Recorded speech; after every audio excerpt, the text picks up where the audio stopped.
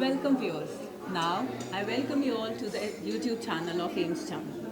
So today we have with us Professor Amrik Sohal and Professor Christian Hicks.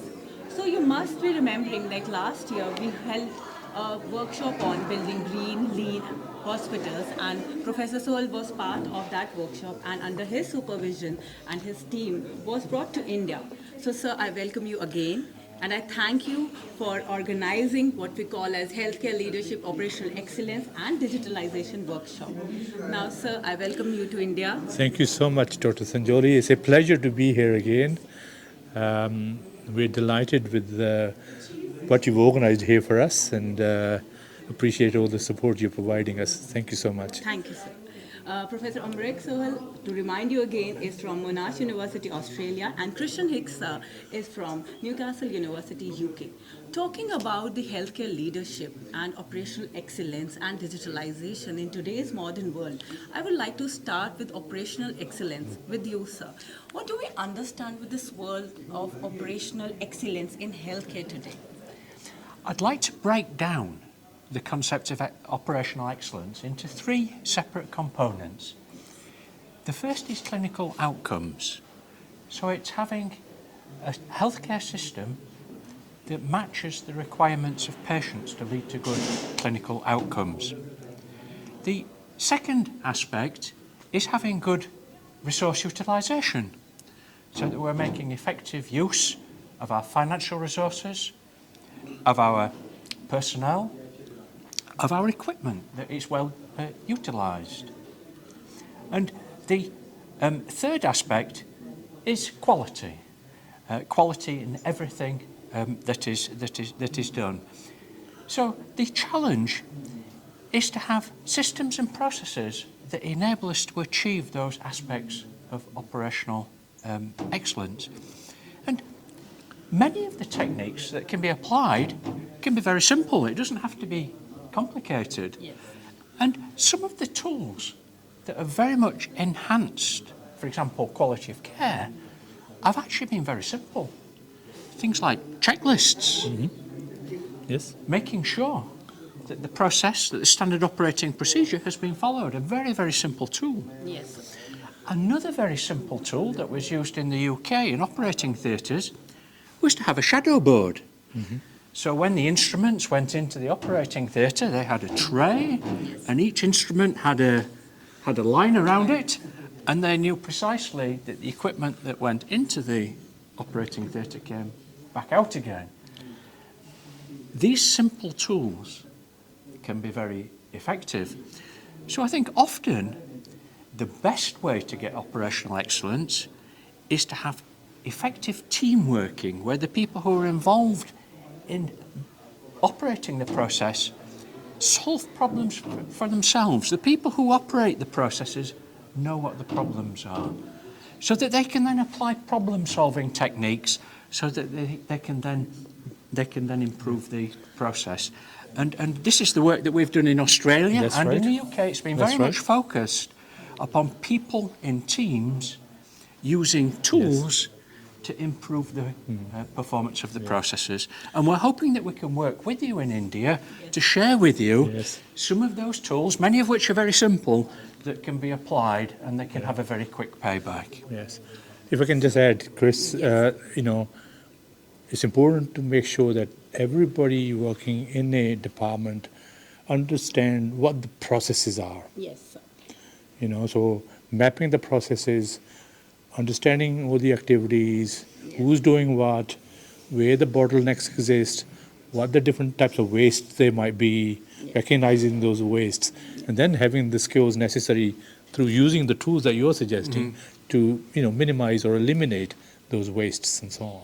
So then, sir, I must say that it's not like people who think that these big words are not meant to be so big. The basics are very simple, which we have forgotten in learning the processes. Well, we're going back to the homework only, that we have to do our homework nicely, sitting together, intra and inter-department, and form the processes to make this a success. Yes. Talking about digitalization in healthcare, sir, do you think in a country like India, which is coming up and the countries which are already developed, since we are learning, we're into 5G and we are taking over the projects like AI and all, do you think our healthcare workers need to start getting training, or they need a bit of, a soft approach, because it has come very strongly on them at this era of AI, that everything is going, starting from writing a Yes. small letter like with Chat GPT or using other softwares, to healthcare workers going into robotics. What are your views on it, sir? I think I'll pick on your word. A soft approach is probably necessary. Yes. Because given the population here, many people have not been exposed to a lot of the digital technologies Yes. to date. So a softer approach is necessary. We need to do much more homework first. Really make sure that we are ready to accept the technologies, the new technologies, and we're going to use them effectively. Some of these technologies are very expensive. It will take a lot of time to implement those technologies, and we want to make sure that these technologies not sitting idle, if you like. Yes. So being ready to adopt and utilize those technologies and spending time up front, being ready is very, very important. So lots of education and training will be necessary. And I think both in terms of using the operational excellence tools and some of the digital technologies, I think if we make sure that we understand what the difficulties and challenges are going to be, Yes. and prepare to overcome those difficulties and challenges, we'll be able, we'll be in a much better position. Yes. I think it's very easy to understate how difficult digitalisation can be. And I know in the UK, many IT projects have overrun in terms Yes. of cost and also in terms of time. Now, if we think about it simply, and I like going back to simple thinking, yes, the first step of digitalisation is to actually understand the processes that you are going to digitalise. So specifying the requirements, understanding the relationship between different types of data. And often, a lot of the benefits of digitalisation actually come from that understanding of the processes and the relationships between processes. I mean, we're very fortunate now in the UK. I mean, in my pocket, I have my phone and I have my NHS app, and it has my medical history on it. Yes. Which there isn't very much of it, thankfully. It has my prescriptions. I can make an appointment with my GP. I can order my medicines, and then this is done automatically, and then the medicines arrive at the chemist.